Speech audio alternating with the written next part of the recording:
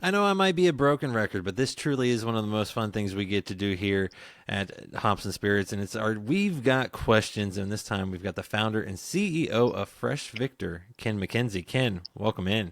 Hey, good morning. Thanks for having me, Jonathan. I really appreciate it. Absolutely. Well, I can't wait to talk to you because you've got some pretty cool things for those watching. You get to see. I'm holding up a few of the things as long as I don't drop them on my equipment, we'll be all right. But Fresh Victor is the name of your product. Craft cocktails made easy. Some nice refrigerated cocktail mixers. We'll get into that part of it all. But the name Fresh Victor, where does that come from? Because you're not named Victor. No, I'm not named Victor, but it's a victory for all of us in many ways. When we thought about the landscape and what we really wanted to create in kind of the cocktail mocktail space, I think that all of us had grown up or been conditioned to kind of that neon green, high fructose. I don't need to name any specific brands, but we were really conditioned to feeling like mixers had a bad name altogether. It wasn't getting the same kind of recognition or acclaim that spirits companies get for the quality of their products and what we're actually putting into our drinks. And so this is very much akin to what people used to say to me over the years about, hey, this is way too good of a spirit. I'm not going to mix it in a drink. And I would say, aren't you still consuming it? I mean, one way or the other, you're still putting it into your body. And so you should really take some time to focus on how you want to construct said cocktail. And so for us, it was really important to have points of difference. And the biggest difference I could come up with was what people were currently doing and what I was hoping for. And what I was hoping for was preservative free, cold chain, really something you could be proud of, nothing that wasn't on your grandma's shopping list previously. And three, four, five ingredients, nothing that you couldn't read, nothing that you couldn't understand, but very straightforward proposition of we're doing it fresh. And so hence the name. I wanted the first word of the title to be fresh. That's the first thing you read. I like it. I like it. And you talk about the name Fresh Victor, but how did and you kind of said a little bit about you wanted some good ingredients. It's kosher, non-GMO, gluten-free, no preservatives in there. But at the end of the day, how did all of this that ended up becoming Fresh Victor get started? Where did it all kind of launch from and grow to what it is today? It's always a love story, isn't it? Or it should be. I fell in love with a girl from Guadalajara in the mid '90s and followed her back down there when she went home after school. I ended up staying and found myself in the tequila industry very quickly. That was a wonderful ride that lasted 2 decades, and so we had created multiple tequila brands. And at some point in our history and our evolution, she had said, let's not do the next tequila brand. Let's look at the broad market. What are we hearing over and over again in the industry? And the one thing, Jonathan, and I can say unconditionally that I was hearing year after year was, you make amazing cocktails showcasing your tequila brand. But the cocktails take 4 to 5 minutes for you to craft. You're squeezing Parisian limes, you're blending agave nectar with water, boiling it off, and adding it as a sweetener. You're creating all these fantastic recipes, but it's like baking or anything else. There's some learning curve, there's some time involved. And most of all, and maybe relatable to you as a consumer, I wasn't sitting and actually enjoying my guests at the table at my own dinner parties. I was behind the bar the entire evening mixing drinks for people. I never personally had a problem with that between you and I because I felt like everybody gravitates towards the bar. They all want their next drink. So I was still socializing with everybody, but I wasn't sitting down with a plate of food and actually eating dinner in real time. So the trick was, and what most of the distributors and national accounts were asking me was, what's the cheat code? How do you take that 4 minute cocktail and create a 20-second cocktail? And I didn't have an answer, or at least I didn't have a good answer. I said, you don't. I don't think. Do we? I mean, I'm used to those, neon green mixers in the middle of the aisle. And so that was a great benchmark for where we actually were and what the opportunity in beverage probably was. If I were smarter than I am, I probably would have realized at some point there's a reason that nobody's doing it. That's just, I'm being transparent. Um, Jonathan, our Mexican lime and agave is a great example. Is 4 ingredients, and it probably took me all of a weekend to emulate that in my home kitchen. To titrate that up to actually a cold chain run or a production run in a commercial kitchen, those 4 ingredients took me approximately 18 months to figure out how to balance the bricks against the acidity and get the pH right. So when we did titrate it up to a larger run, it actually was always consistent, because the frustrating part was every time we did a small run, it was a little bit different. Mm. It didn't You got to have maintain. consistency. No. And it was really frustrating. And I was, kind of banging my head against the wall. When we finally figured out how to do it the right way, then we were off to the races, and it became a really fun proposition of saying we can bring fresh to the marketplace. And I think both the industry and consumers really appreciated that. Well, and I was gonna say, you talk about, there are other mixes out there. Like the mix is not technically brand new, that idea, but what you guys are doing is a lot different. It's cold pressed, refrigerated mixes. So why that route? And why? And like you said, because clearly it took a minute to get it all right. Yeah. Yeah. And when a minute translates to 18 months, you really feel it. um, Yes, sir. It's true. Yeah, I think that my philosophy in the beverage industry over the years became one of, if you're going to do something, you should definitely try to do it with distinct points of difference. And so in the tequila business, I really hyper focused on, of course, back in the 90s, this wasn't even a thing where, a lot of people were talking about 100% agave tequila. Hmm. When I first got down to Guadalajara and I was talking to my wife's family, one of the things I had said initially was tequila. Yeah, shots of gold tequila and a tequila nightmare at school. And they looked at me like I was insane. Like, what are you talking about? Like, where are you getting your stuff? And so for me, I really watched this evolve into such a complex and robust category. Deservingly so.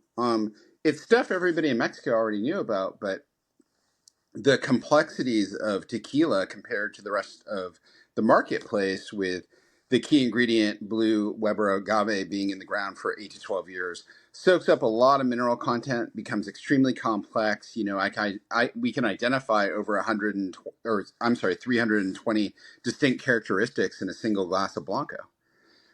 So if you take that idea and you say, okay, 100% agave as the lowest benchmark, then you want to say Tahona crushed, single estate bottled, certified organic, additive free. You can keep building onto this.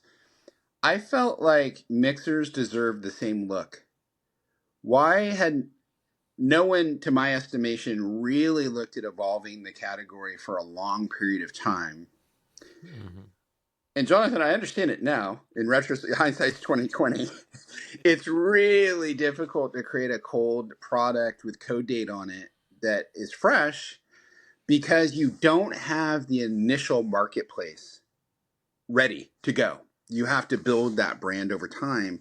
And so you have to be ready to approach it from a standpoint of, people aren't going to know us yet, and therefore we're not going to have that pull that we're going to have after everybody tries it over a longer period of time. And so for me, that's why I really wanted to test that hypothesis of, I think this is what the market wants. It's going to take me a while to figure out if that's true. Well, I was gonna say, you've touched on this. You've been in the alcohol industry for a while with the success, a good bit of success, being able to launch different brands, different kind of build different things. You kind of mentioned it at the start that you and your family were like, well, let's not do the next tequila. We've done that once or twice. But at the end of the day, like, why go the mixer route? I mean, you could have gone mezcal. You could have gone a bunch of Hmm. different ways. Why the mixer route? That's a fantastic question. I don't know if anybody's ever asked me that before. I think for probably several reasons, and if I look at where my life uh, was at the time, we had two young daughters, and so this is something that we can be truly proud of because we can share this with them in many ways. But also probably that it hadn't been done the same in the same way before, and so for me, the challenge of in these spirit categories, while they differ in the sense of where they are as far as maturity, the spirits industry as a whole in the United States is fairly saturated. Tequila, bourbon, vodka, rum, gin, even mezcal now. There's a number of brands out there that you're competing against, and you're doing so in a way where if it's not them, it's me. If it's not me, it's them. With the mixer category, I found it to be more of a broad market proposition where, with all the before mentioned spirit brands, we can go to the dance with anyone. Our stuff, and, my wife's always been a little bit smarter than I am, had, let me know, hey, if you're going to create a fresh mixer, why would you call that a margarita mix if it's strictly fresh ingredients and it can be mixed with vodka, rum, gin, tequila, whiskey, champagne or sparkling wine for mimosas, wine for sangria, beer for micheladas, or let's say with my daughters, with sparkling water for a very low cal soft drink because there's no preservatives in it, or let's say for Mexican restaurants or at home when you're entertaining, just cutting it against water and creating agua fresca. So it opened up a whole new world to us, like a whole new world of. And then lastly, I'll tell you that it's not regged the same way that alcohol is. Yeah, very So true. with the Very three true. tiers, yeah, right. And you relate to this very well with the three-tier system and tight house rules and all the things that we deal with distributorships and retail and everything else state by state. When you're non-alc, you have the ability, you have a lot of ability. It's almost like training at altitude for a long time. And then you come down and you're like, what? I can do that. I can sell there. And so that's been a lot of fun for us as well. Well, I was gonna say, and it doesn't or doesn't hurt when you make some cool things. I've got a few more in the fridge. Been slowly going through them, making sure I enjoy by that and enjoy by date. But you got like strawberry lemon. You mentioned the agave one, jalapeno and lime. Pineapple ginger root. So many unique flavor combinations. What was it like to come up with all those? That's a great question too. Um, so what I really tried to back into when formulating was being behind the bar previously.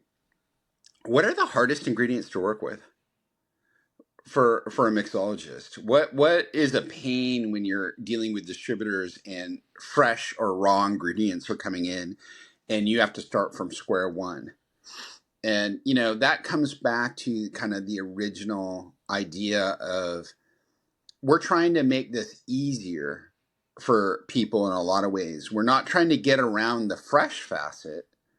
We're trying to get around dealing with multiple touches on ingredients, having to spend a lot of time squeezing things or blending things or doing things where labor is very compromised, as you know, post pandemic. We also have a problem with consistency. The gentleman on Monday may not make the exact same drink that the gentleman on Saturday makes at the bar. And so you say, hey, let's not go on that day, or, this just doesn't taste the same.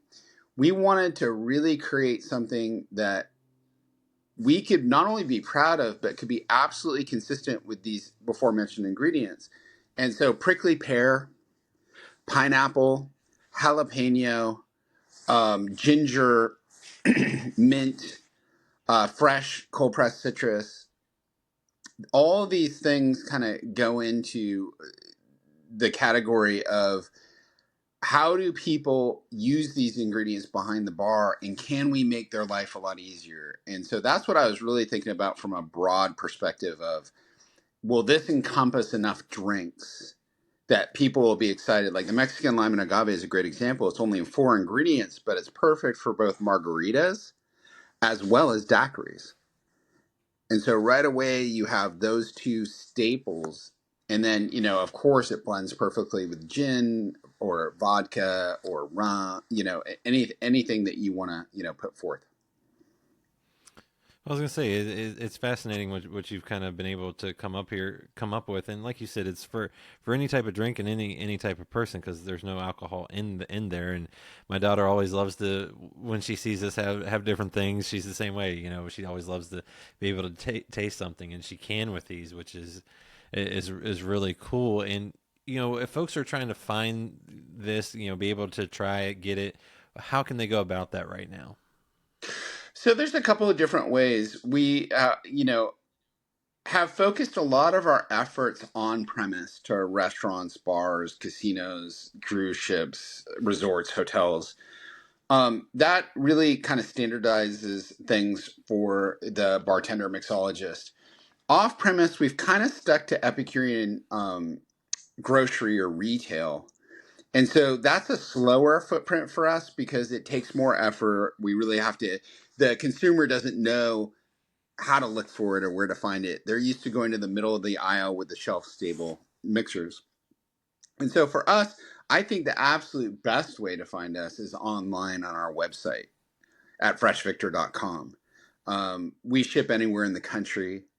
And so that's a really easy thing to do because it can just show up on your doorstep and you can decide what combination of flavors you want or quantities that you want of the product, which is really cool. And one thing I would love to touch upon, if you indulge me, is what you just said about your daughter, because I think that's a really Mm-hmm. cool thing. One thing that's really important to me, Jonathan, to recognize over all these years in the alcohol industry is a lot of people that I've come across have stopped drinking over the years, Mm-hmm. for a myriad of different reasons, whether it's health or overindulgence or they never drank in the first place. I mean, there's all sorts of reasons, pregnancy, it goes on and on. And what I found as a sweeping generalization is when you looked at them, whether it was at industry events or parties or gatherings or celebrations or anything, those people were always kind of relegated to a can of Coca-Cola or a bottle of water. There was really no in between. And so it was the drinkers and the non-drinkers. And that always, to me, felt not, didn't feel good. And I'm really proud of the fact that with our mixers, somebody can be enjoying a margarita or somebody can be having the exact same quality drink with sparkling water in our mixer. And they're enjoying the same ingredients. So they're able to say, hey, I can really taste the limes pop or whatever, and in the same cocktail glass. But it's not a shining spotlight on the fact that there's big differences between us. It's more celebratory, which is really important to me and my family. We wanted to show people that this is meant to bring people together, and it's meant to have, whether it's by the pool or the outside barbecue or the Thanksgiving or whatever you're doing, it's meant to share.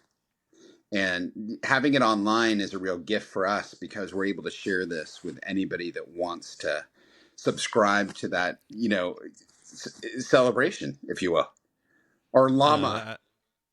No, I was gonna say I love it, and it's so cool, and it's such a versatile product, which is, like you said, why make something that kind of pigeonholes itself right off the bat? But like you said, these could be used literally for anything for anybody, and it's such a cool thing. It's such a tasty thing as well. And I know you got about 7 or 8 flavors combinations right now. Like you mentioned, you're in kind of different spots, freshvictor.com, where everyone can find it. What's next for y'all? What's kind of the goal for heading on into 2025? Wow. I think one, more exposure.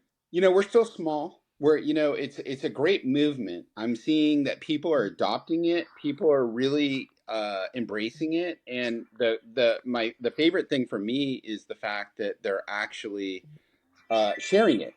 So it has that viral effect.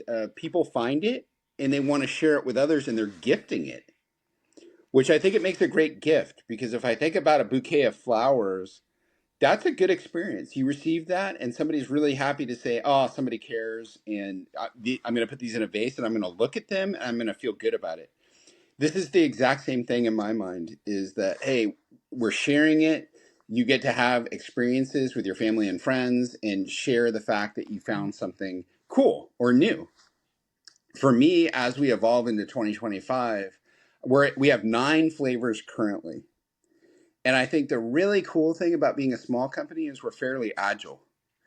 And so I look at seasonality. We're like a craft brewery. Like, we can come out with seasonal flavors.